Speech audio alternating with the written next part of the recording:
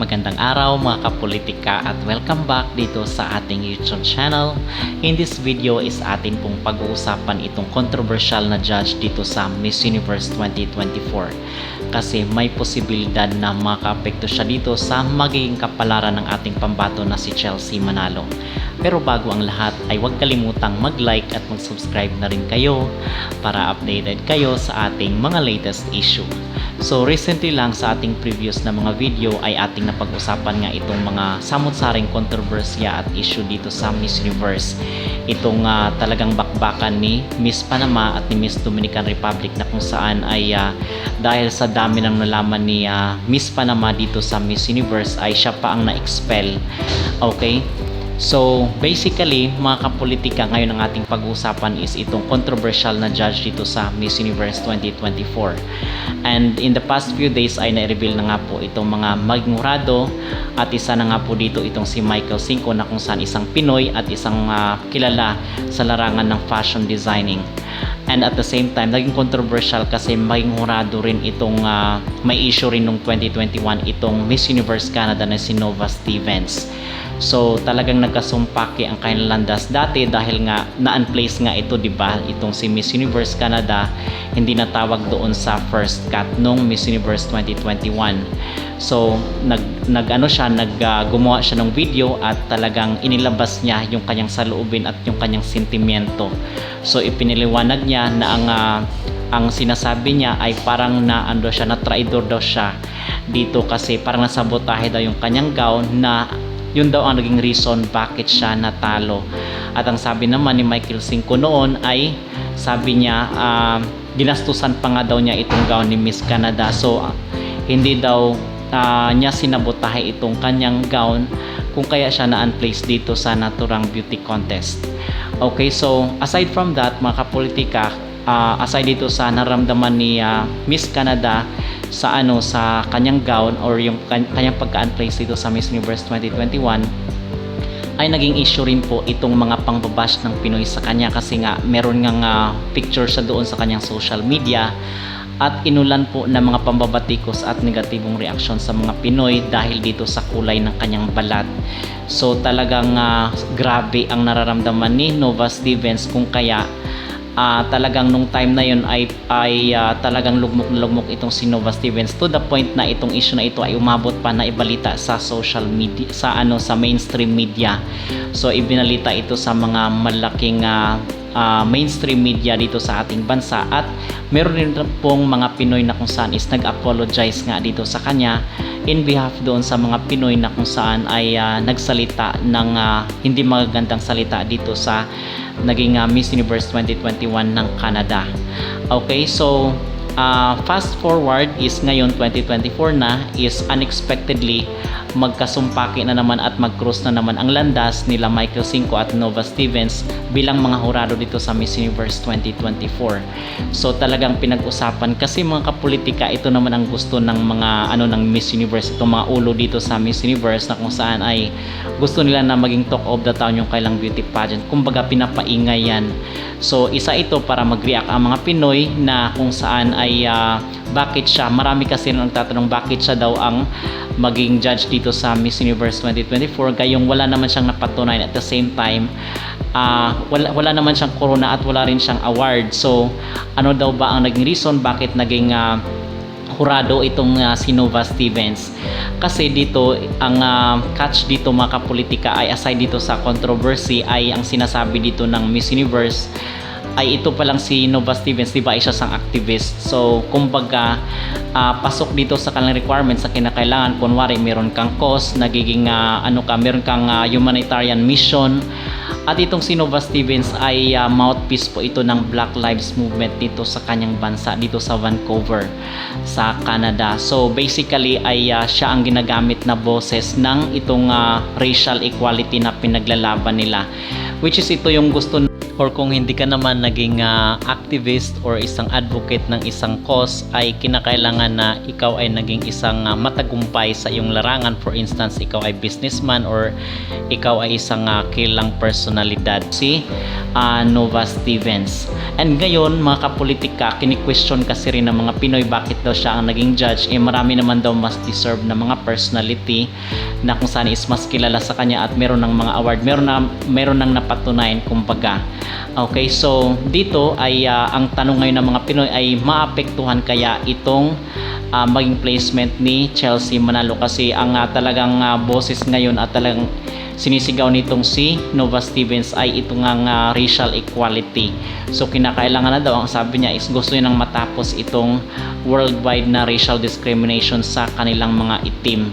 So yung aking personal na reaction dito, aking personal na pananaw mga kapolitika, ay sa tingin ko merong epekto itong paging hurado ni Nova Stevens, kasi ang sinasabi ng mga Pinoy ay baka daw gumanti itong si Nova Stevens dahil doon sa sakit na kanyang naramdaman dahil nga sa pangbabatikos ng mga Pinoy sa kulay ng kanyang balat at yung kumbaga yung image niya as a whole. So talagang nasaktan daw siya at nadismaya siya na talagang na-disappoint siya sa mga reaksyon ng mga Pinoy. Hindi na-unplace na nga siya doon sa Miss Universe. At the same time, binatikos pa siya ng mga Pinoy. So talagang lugmok na lugmok yung kanyang nararamdaman that time. So ngayon ang pangamba ng mga Pinoy ay baka daw gumanti itong si Nova Stevens dito sa ating kandidata na si Chelsea Manalo. So yung aking personal na opinion dito o reaction is siguro minimal ang maging epekto ni Nova Stevens dito sa maging placement ni Chelsea Manalo. Kasi nga mga kapolitika, sobrang dami ba naman ang judges ngayon dito sa Miss Universe. So kumbaga ay hindi lang naman siya ang magiging basihan para manalo or matalo yung isang kandidata, kasi sobrang dami nga ng mga judges. Liban na nga lang kung ibibigyan siya ng 0 na score ni Nova Stevens. So I think dito sa Miss Universe naman ay kahit lowest yung, kasi merong bracket yan mga kapolitika, just like for instance yung maging sistema nila, yung pinaka lowest na ibibigay sa isang kandidata ay 6, din yung pinaka highest is 10. So ganun po ang maging sistema dito. Kumbaga even lowest yung pinaka score ay talagang makatao naman, hindi naman siguro sila magsasuggest na yung pinaka lowest is 0. At isa pa mga kapolitika ay magkakulay naman, magkalahi naman itong si Nova Stevens at itong si Chelsea Manalo. So hindi sila magkalayo ng pinanggalingan. So dito masusubukan yung sinasabi niya na racial equality, and at the same time isi-set aside muna mga kapolitika yung mga nararamdaman nila at yung mga nangyari in the past, kasi I think naka-move on na din naman siya. So far ito po yung ating update dito pa rin sa nagaganap na Miss Universe 2024, and napakilala na nga po yung ibang mga judges, which is majority po na mga judges ay mga Latinos at mga Latinas. So alam na po natin ang magiging resulta ng laban na ito. Kumbaga ibinababa na lang po natin yung ating expectation kung ibibigay man kay Chelsea yung corona or kung makasampa man siya ng top 5 ay happy na po tayo doon. Okay? So mga kapolitika, kayo ano ang inyong opinion dito sa isa sa mga controversial na judge dito sa Miss Universe 2024 na si Nova Stevens? May posibilidad kaya nagaganti siya dito sa ating pambato na si Chelsea Manalo? Mag-comment down below at huwag kalimutang mag-like at mag-subscribe na rin kayo para updated kayo sa ating mga latest issue. So I just want to address the feud that recently transpired between my team, MG Mode and Michael Cinco. Unfortunately, I've been made to be involved, so I just want to clarify a few things. This really hurts me because I have nothing but love for both parties. They have both helped me in ways that I can't even count. So every day I do count my blessings because of these two people. MG Mode, or I guess 3 because MG Mode is 2 people, and Michael Cinco. Michael, I have nothing but love and gratitude towards you. You have created the most beautiful gown I could even think of.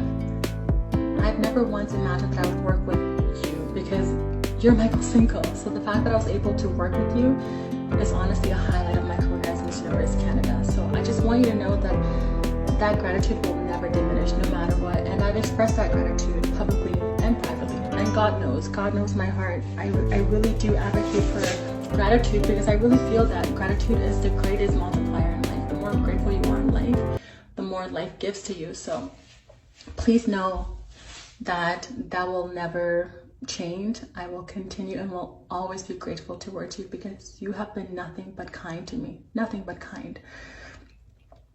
Yeah, this really breaks my heart because I love you both so much and you both helped me in many ways that I can even imagine.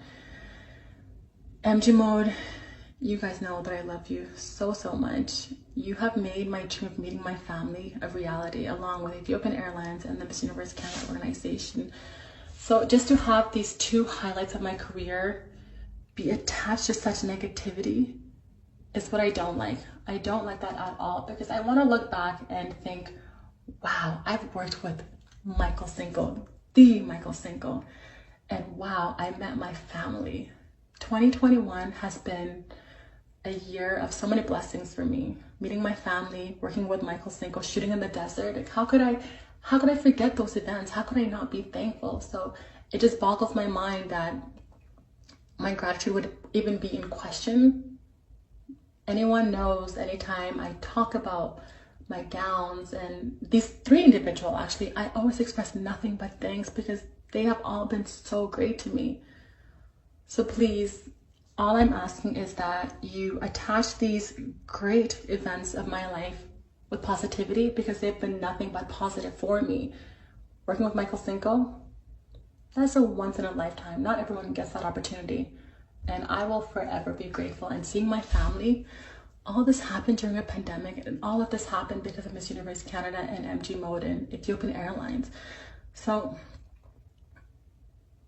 I just want you guys to stop fighting. I want this to be taken privately. I don't think you are both deserving of this. It's not fair to all of your hard work. I don't want to question any of your integrities, because I stand behind the three of you. I think you are all great individuals, and I just want that to be the last thing to remember. It's like, wow, Michael's amazing. Wow, Keane McGowl are amazing. That's all I want, because you are amazing individuals.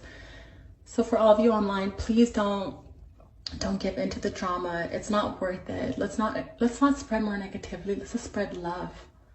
It's so draining, and I'm sad that I have to stop what I'm doing and address this. I just want to take a few minutes away from social media and just reflect on life, and just, figure out what my next move are, and just be with my friends and family. But I'm unable to do that because I have to address this, and it's not fair. It's not fair to anyone. It's not fair to anyone involved that they have to stop what they're doing and give into this negativity. This is devil's work. I don't think it's worth it. So please just spread love. Don't give in. Let's have the last memories be of nothing but love and kindness.